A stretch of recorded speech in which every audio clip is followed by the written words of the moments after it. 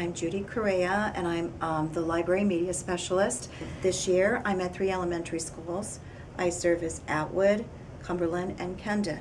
Cumberland and Kendon are K-3 configuration, and Attwood is a 4/5 configuration.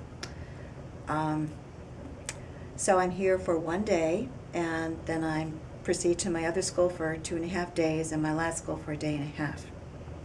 Ideally, we're supposed to have technically 7 classes a day, 5 minutes between classes, and planning just around the lunchtime area. Most of my teachers know they can get me before school. Some will email me if they are working on a particular unit or need a particular book, and especially if I need to get resources from other buildings.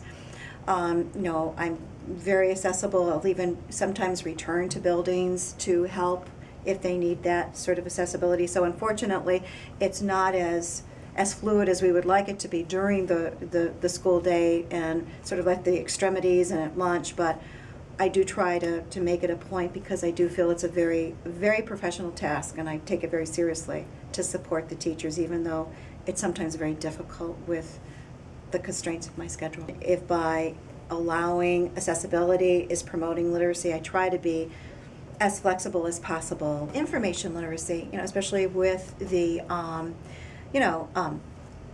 internet and children going to research, I think it's very important that I, as a library media specialist,